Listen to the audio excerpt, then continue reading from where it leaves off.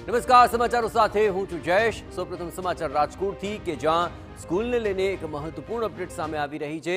અહીં કર્ણાવતી ઇન્ટરનેશનલ સ્કૂલમાં બાળકી સાથે ક્રૂરતાના કેસમાં શાળાએ ક્લાસના સીસીટીવી ફૂટેજ જાહેર કર્યા છે, જેમાં 11 એપ્રિલે બાળકી જ્યાં બેઠી હતી ત્યાં જ બેઠી હોવાનો દાવો થયો છે। શિક્ષિકા પણ બાળકીની નજીક ન ગયાનો શાળા સંચાલકોએ દાવો કર્યો છે। નર્સરીની બાળકીને શિક્ષિકાએ ગુપ્તાંગમાં બોલપેનથી ઈજા પહોંચાડ્યાનો આરોપ લાગ્યો હતો, જ્યાં શિક્ષિકા વિરુદ્ધ બાળકીની માતાએ પોલીસ ફરિયાદ દાખલ કરાવી છે। શિક્ષિકા મિત્તલબેન વિરુદ્ધ પોક્સો અને એટ્રોસિટી હેઠળ ફરિયાદ દાખલ કરવામાં આવી। ઈજાગ્રસ્ત બાળકી હાલ જનાના હોસ્પિટલમાં સારવાર હેઠળ છે। રાજકોટના રેલનગરમાં આવેલી કર્ણાવતી સ્કૂલમાં નર્સરીમાં અભ્યાસ કરતી 4 વર્ષની બાળકીના ગુપ્તાંગમાં ઈજા પહોંચી હોવાનો પરિવારનો આક્ષેપ છે। અત્યારે અમે કર્ણાવતી સ્કૂલ ખાતે છીએ, જ્યાં સ્કૂલ સંચાલક છે તેમના દ્વારા સીસીટીવી ફૂટેજ છે તે દેખાડવામાં આવ્યા છે અને સીસીટીવી ફૂટેજમાં કયા પ્રકારની જે બાળકી છે તે ક્યાં હતી, શું હતું તે અંગે વાતચીત કરવા શાળા સંચાલક છે। શું કહેશો, જે રીતના પરિવારજનો આક્ષેપ કરી રહ્યા છે, તમે સીસીટીવી ફૂટેજ જાહેર કર્યા છે, સીસીટીવીમાં શું દેખાઈ રહ્યું છે? અમે 11 તારીખે જ્યારથી બાળક કેમ્પસમાં દાખલ થાય છે અને કેમ્પસની બહાર નીકળે છે ત્યાં સુધીના સેકન્ડના સીસીટીવી ફૂટેજ અમે તંત્રને આપેલા છે, અમે એના પેરેન્ટ્સને બતાવેલા છે। એમાં ટીચર કોઈ પણ પ્રકારની બાળકને શારીરિક કે માનસિક ઈજા કરતા નથી એવું સ્પષ્ટપણે માલુમ પડે છે। તો પરિવારજનો કેમ આક્ષેપ કરી રહ્યા છે? આ બાળક છે, 4 વર્ષનું કુમળું બાળક હોય, એને કંઈ ખબર નથી પડતી હોતી, એ કંઈ રાગદ્વેષ ન હોય, એને એ કેમ આવો આક્ષેપ કરે છે? આ બાળક છે એ સ્પીચલેસ છે, એ બોલી નથી શકતું। શું કામ આક્ષેપ કરે છે એનો જવાબ હું ન આપી શકું, પણ પરિવારજનો કહે છે કે જે એને ફોટો બતાડીએ અને એમ પૂછે કે તને કોઈ માર્યું કે એમ કંઈ કરીએ તો એ આ જે બેન મિત્તલબેન જેમનું નામ છે એમનો જ ફોટો બતાડે છે, એવું કેમ? તો એટલે ઘણી વખત એવું બને કે બાળક એ મેડમ છે એ અતિ પ્રેમાળ અને માયાળું છે। બાળકને જેના પ્રત્યે પ્રેમ હોય એના તરફ એ આંગળી ચીંધે એવું હોઈ શકે એવું અમારું અનુમાન છે, પણ એ હું 100% કહી શકું કે મેડમ છે એ સંપૂર્ણપણે નિર્દોષ છે સીસીટીવીના આધારે। અને હું એ પણ રજૂઆત કરું છું કે પોલીસ તંત્ર દ્વારા આમાં ઊંડાઈપૂર્વકની તપાસ થાય, તટસ્થ તપાસ થાય, જ્યાં સુધી સત્ય બહાર ન આવે ત્યાં સુધીની તપાસ થાય, અને જે સત્ય બહાર આવશે સ્કૂલ હંમેશા એની સાથે રહેશે। ખાસ કરીને જે પોલીસ તંત્રએ કાલે તમને નિવેદન લેવા, તમારા જે શિક્ષકોને નિવેદન લેવા માટે પોલીસને આટલી સ્પષ્ટ તમે દેખાડ્યું તેમ છતાં કેમ તો પોલીસે કેમ ગુનો નોંધ્યો? પોલીસે સ્પષ્ટપણે કેમેરા બતાવ્યા હતા, એમ કીધું કે આમાં છે એ મેડમ કોઈ પણ પ્રકારની શારીરિક ઈજા કરતા નથી, પણ તેમ છતાંય વાલીની રજૂઆત છે એટલે જ્યાં સુધી તપાસ પૂર્ણ ન થાય ત્યાં સુધી અમારે મેડમની પૂછપરછ કરવી પડે એવી રજૂઆત એમને કરી। તમે શું કહેશો કે જે રીતે આ પહેલાં ખાનગી હોસ્પિટલમાં ગયા હતા, ત્યારબાદ સરકારી હોસ્પિટલમાં ગયા, અને સરકારી હોસ્પિટલમાં ગયા પછી પોલીસમાં આખો મામલો પહોંચ્યો હતો, તો બાળકને જે ગુપ્તાંગના ભાગે જે પેશાબમાં બળતરા થવાની વાત હતી એવું શા માટે થયું છે? 14 તારીખે એમના પેરેન્ટ્સ અમારી પાસે આવે છે, અમૃતા હોસ્પિટલના રિપોર્ટ અમને બતાવે છે। એ રિપોર્ટમાં સ્પષ્ટપણે લખેલું છે કે ઉનાળામાં પાણી ઓછું પીવાને કારણે એમને યુરિનનું ઇન્ફેક્શન થયું હોય એવું જણાય છે।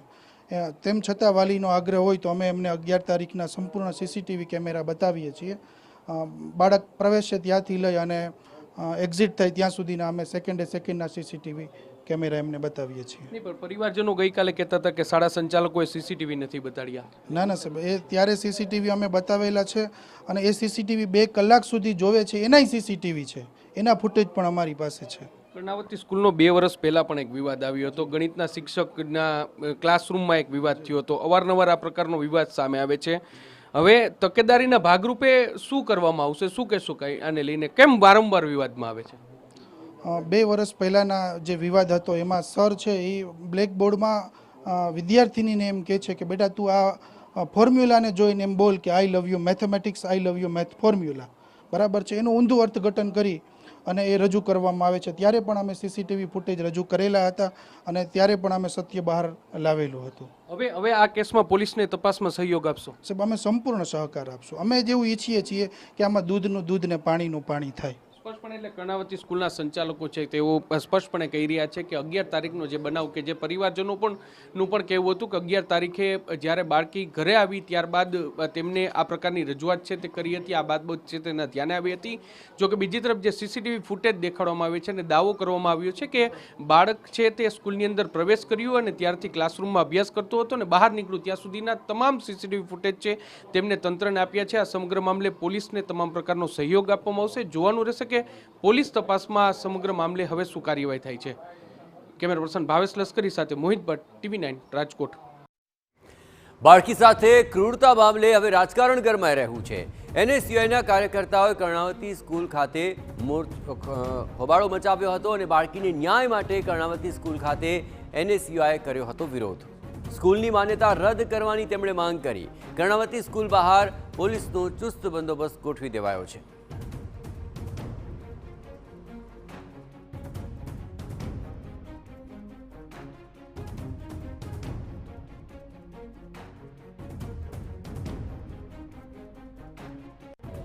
રાજકોટની કર્ણાવતી સ્કૂલમાં 4 વર્ષની બાળકી સાથે જે દુર્વ્યવહારનો આક્ષેપ થયો છે તેને લઈને અત્યારે NSUI છે તે વિરોધ કરવા માટે પહોંચ્યું છે.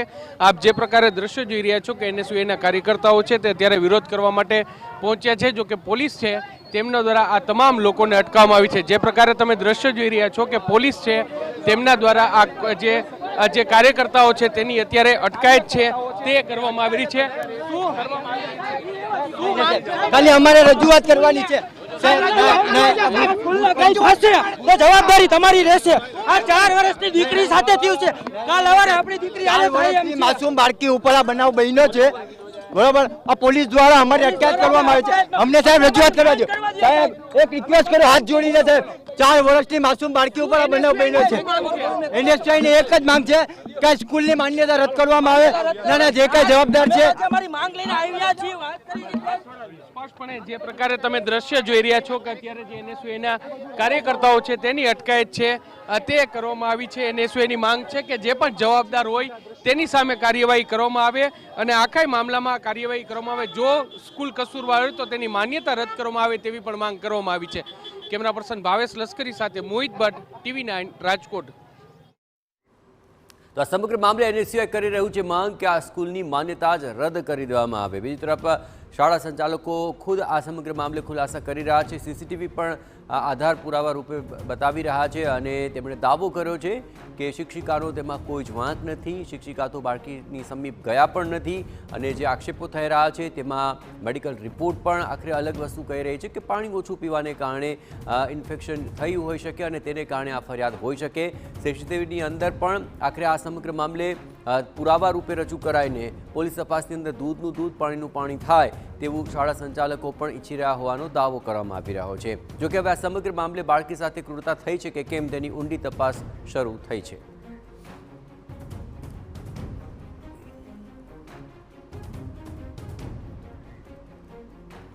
તો આ CCTV ફૂટેજ અને બીજી તરફ NSUIનો વિરોધ, આ તમામ વચ્ચે વાલીઓના જે આક્ષેપો છે તેને લઈને શાળાએ નિર્ણયો ભણી દીધો છે અને કહ્યું છે કે આ સમગ્ર મામલે કોઈ તથ્ય નથી. પૂરેપૂરા દિવસના CCTV ફૂટેજ બતાવવાની તેમણે તૈયારી દર્શાવી છે. એટલું જ નહીં, વાલીઓએ એ પણ આક્ષેપ લગાવ્યો હતો કે શાળાએ CCTV નથી બતાવ્યા, પરંતુ શાળા સંચાલકોએ એ મામલે પણ દાવો કર્યો છે કે વાલીઓને CCTV દેખાડ્યા છે અને તેઓ CCTV જોઈ રહ્યા હોય તે પ્રકારના પણ દ્રશ્યો તેમની પાસે